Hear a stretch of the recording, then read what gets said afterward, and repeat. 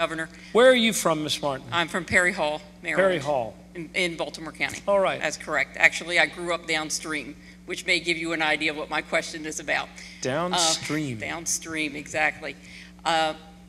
So we hear a lot about budget cuts, but we also hear about a lot of the challenges with Chesapeake Bay and our environment. When you grow up downstream, you're so used to the wrong things coming to you. And when I grew up swimming, of course now I have children who grew up swimming, and we all enjoy the seafood that we like to eat from our Chesapeake Bay.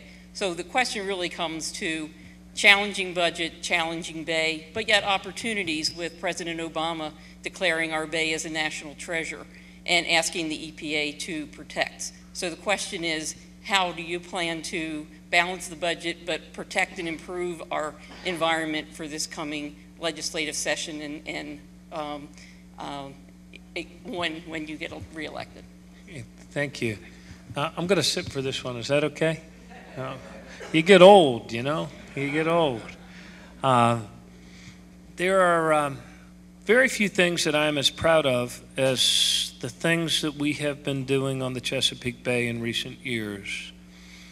We had a blue crab population that was starting to tank, and thanks to Governor Kane's courage, and we stepped forward, and it wasn't easy. It involved a lot of pain, and some of our watermen are still hurting because they earned their livelihoods from that catch, especially as the oysters diminished.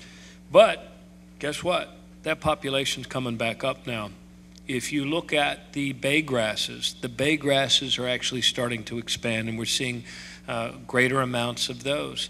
We just made an announcement about shifting from the hunter-gatherer sort of mode on oysters in the bay to a model of aquaculture and leasing bay bottom, and yes, expanding sanctuaries from whatever it was, about 4% of the bay, now to 24% of the bay. So, and probably one of the best performance measures of all, and this was, going back to the 10-point plan, point number, I think it was 7. We said we were going to use open space dollars, your open space dollars, for the purchase of open space, an oldie but a goodie. And that's what we've done. We have increased the amount of land that we have been able to protect through open space and rural legacy by 600% compared to the prior 3 years. We have also been able to put forward this, I think we're the first state in the nation to do this. We came up with an objective criteria to put an environmental ranking on every parcel of land so that you know that when we're buying land, it's not because somebody knew somebody, but because it's scored high on the environmental ranking, and you can see it on the map. Is it part of the light green area that makes up our Maryland green print, the green liver, green kidneys, green lungs, that protects the healthy functioning of this bay? Does it expand habitat? And you can also see in a dashboard fashion how well each county is doing on those things. Probably the best analogy I heard for the Chesapeake Bay was from Chris Van Hollen, who also cast those difficult votes. I don't think we mentioned Van Hollen when we were going through our litany. So blessed with so many good Congress people. Chris Van Hollen described cleaning up the Chesapeake Bay in this way. He said, improving the health of the Chesapeake Bay is like walking up a downward moving escalator. What's bringing us down? All of us are bringing it down because of the size of our population. The 4 main drivers, wastewater treatment plants, stormwater, what's the other one? Runoff from agriculture, farms, and the 4th one, septic systems. We created a program that has now been embraced by Lisa Jackson, President Obama's Secretary of Environmental, excuse me, she's not a secretary, she's a administrator of the Environmental Protection Agency. And she's embraced your program called BayStat. You can see it online by going on maryland.gov or just type in BayStat. There's only one in the country. But she's using this method to hold all of us accountable to another pretty unprecedented act, which is that all of the governors of the Bay watershed, Governor Kane, myself, Governor Rendell, Governor Patterson in New York, Governor Manchin in West Virginia, agreed not to 20-year milestones, but to 2-year milestones. So all of us could benchmark and see whether we're making progress or whether we're not. And if we're not, then obviously we need to dial up the things that we're doing that move us up the escalator, or dial down the things that are moving the escalator back the other way. You'll be glad to know, or at least I gather some hope in knowing that there are 4 tributaries of the Chesapeake Bay that are actually getting healthier every year and have been getting healthier every year for the last 3 years. In Virginia, they are the James and the Elizabeth. In Maryland, they are the Gunpowder and the Bush. We need to get our hearts out of the dead zone in the bay and get our arms and legs and working on cleaning up the rivers and expanding those buffers, not only around agricultural areas, but adjacent to the streams. All the things that we know work. I could go on at this great length. Let me wrap up, though, by saying this. Of the 4 main drivers that are bringing the escalator down, we're actually making progress on 2 of them. The wastewater treatment plants, we're upgrading and we're doing those repairs faster than we ever have. The other one that's moving in the right direction is the best management practices that are being employed now by farmers throughout Maryland, which have actually greatly brought down the nitrogen that was going to the bay 20 years ago. The 2 things that are going in the wrong direction, almost like a ruler in the wrong direction, and you can see this if you go on Baystat, are the stormwater runoff from development, just the way we've always developed. I mean, all of us have played basketball on our, driveways growing up, right? Well, that stuff runs off. And all that impervious surface with development going in the wrong direction. The other thing that's going in the wrong direction is what leaches into the bay's water from septic systems. When we can't afford to extend sewer lines to accommodate development in smart ways, guess what? It happens on its own, and it happens in septics, and those things are all aging and they leach into the bay. There are 21 different actions that are also on this Baystat website. I'm also hopeful that as President Obama declares the bay as his first executive order, the environmental executive order, there's things that can be done on all the federal properties to mitigate their impermeable surface runoff. There's also things that our federal government, and only our federal government, can do to clean up the single largest point source of pollution in the Chesapeake Bay is Blue Plains Wastewater Treatment Plant. And the District of Columbia can't clean it up by herself. We need the federal government to do it. Everybody from the president to members of Congress to Pentagon brass, when they flush their toilet, it goes to Blue Plains, and then it goes into the Chesapeake Bay. And so that's probably the biggest thing. It'd be a great jobs creator, too. I mean, it's a big price tag, but it's construction jobs, it's infrastructure. In the meantime, we're going to continue to protect program open space dollars and use them for open space. We're going to continue to move the Chesapeake Bay Trust Fund dollars forward. We've also been doing a lot with cover crops. I think record amounts every year, and we need to continue to do even more. And also, the things that we're doing on clean air, that improves the bay. The things we're doing on clean water. I mean, hats off to Montgomery County for adopting one of the most ambitious, aggressive, proactive stormwater permits that they ever have. Other counties are going through that as well. So all of that has an impact. The energy we use, the way we use the land, the air, the water. In addition to green print, we've also have ag print, where we rank the agricultural land. And we'll look forward to working with the counties so that one day, very soon here, since we know what the green print is and we know what the ag print is, that leaves the land in the middle, right? So let's figure out the growth print.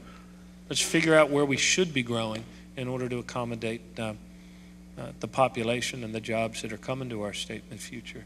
I talked way too long on that one, didn't I? You know what would be fun to do, though? It would be fun to do one of these that's exclusively on the bay. And then we could have the big website up there, and we could click on and talk with each other about this and and figure this out, because the only hope long term, the only hope is that we all become a lot more knowledgeable about what makes you healthier and what makes you sicker. We're invested in the fact that we're breathing the air, and using the water of which we interact with every day. Right. And getting the kids to, and doing a lot more environmental literacy in our schools, which is something that James DeGraffenwright and the state school board does. Some schools and teachers individually do a great job, but kids are very interested in this, They know it's all connected, and they'd like to learn how it works. And we need to keep moving on. But can I put in that request to the campaign? I'd like to do one of these exclusively on the Bay.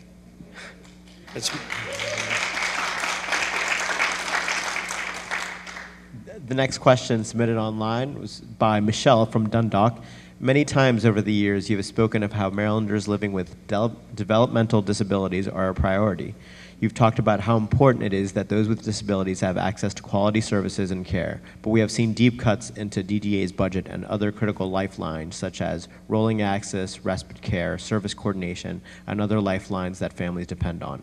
Families are suffering and sinking fast with the extraordinary challenges they face and less help available than ever. With over 20,000 people in Maryland needing help, what are your plans to help those in Maryland with developmental disabilities?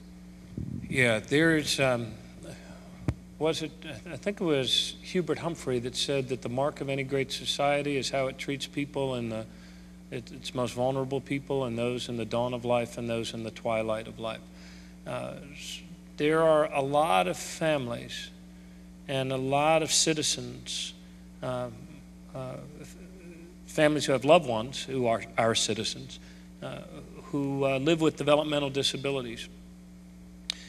The advocates are some of the most passionate, effective advocates that there are, because they are standing up for people whose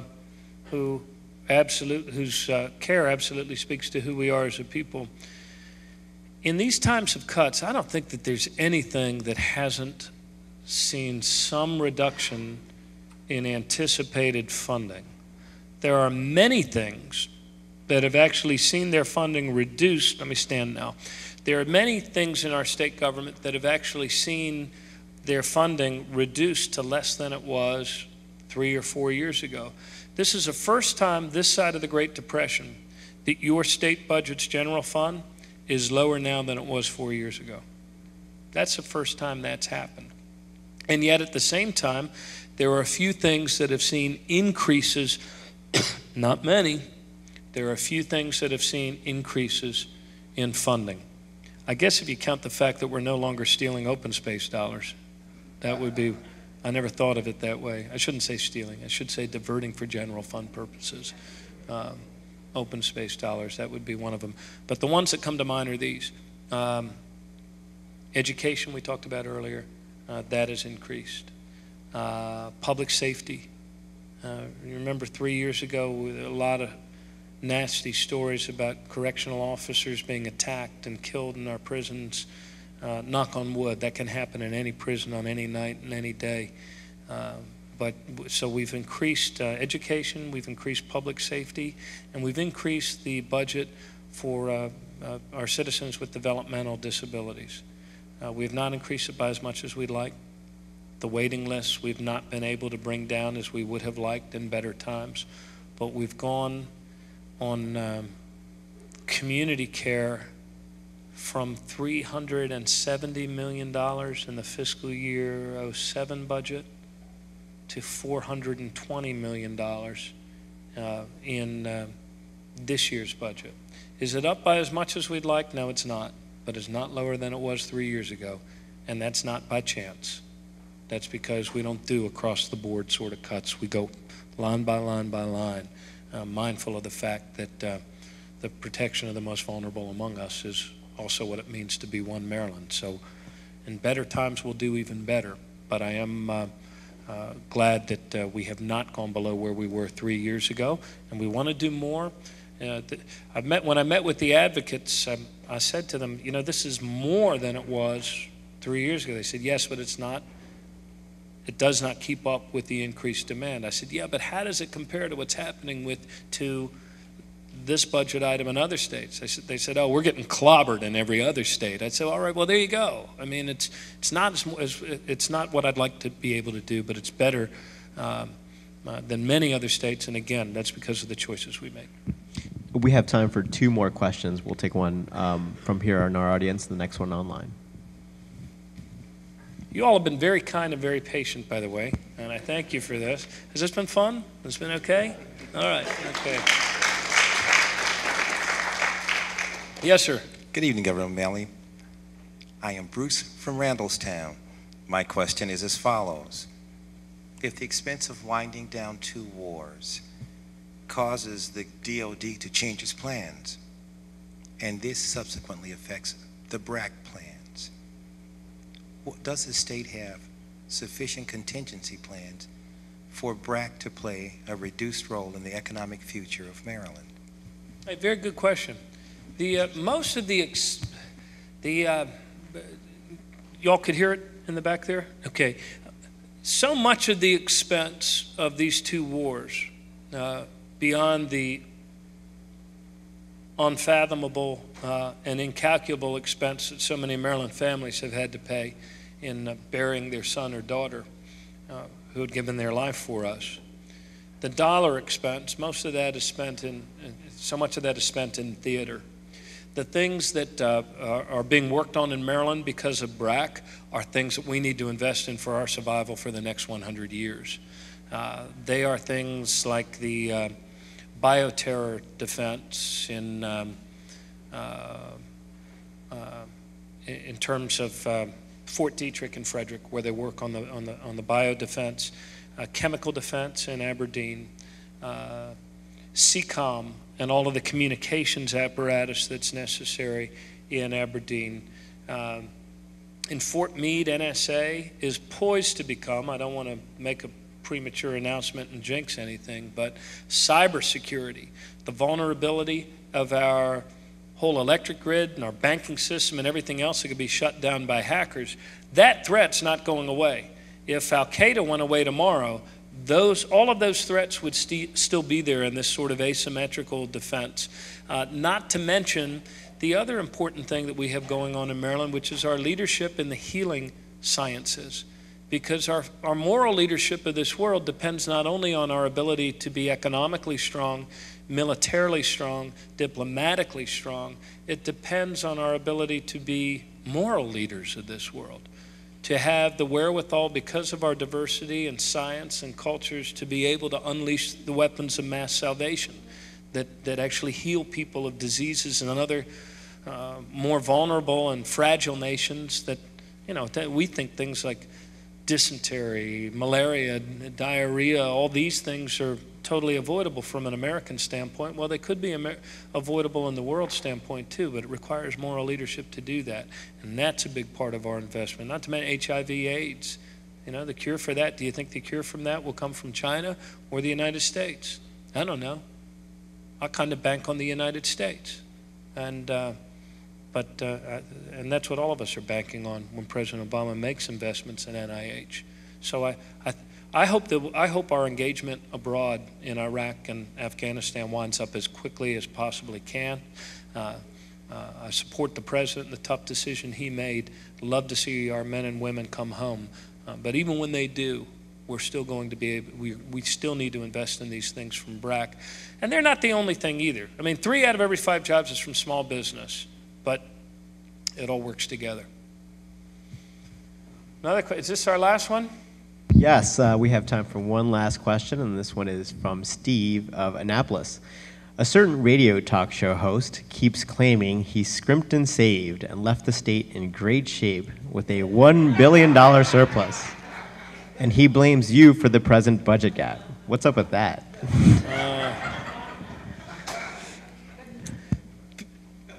People say all sorts of crazy stuff on the radio,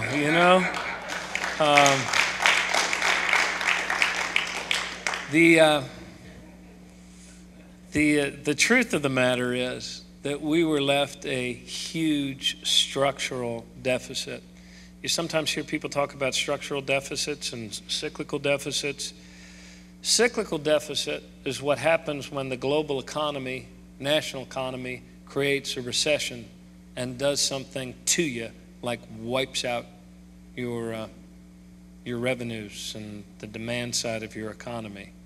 A structural deficit is when you do it to yourself, and by bad math, by thinking that you can somehow increase investments without having the revenues to support them. So in that special session that we did a couple, 3 years ago, and in retrospect, I know we're much better off as a state for having done that early, so that we're not in a category with California or other states.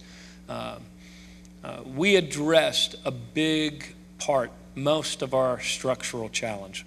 Honestly, we still have challenges when it comes to employee retirement, not only in teachers, but just the retirement, the actuarial costs and what we need to invest here. That's still a structural problem. But we addressed most of the structural problem. Hopefully, if the slots thing ever comes on, that's a part of it too. It was not most of it. It was never set to be the whole answer. But the truth of the matter was that when the last fellow went out, he left us with a bigger problem than any governor ever left his successor. And we faced up to it. We addressed it. He's fond of saying that if the radio talk show host is the same one I'm thinking of. I just asked the question. He's fond of saying, I left $1 billion surplus. You know what? That surplus was spent long before he left, because it was needed to cover the huge shortfall that he was leaving behind when all of you did the right thing and changed management. Thanks very much for coming.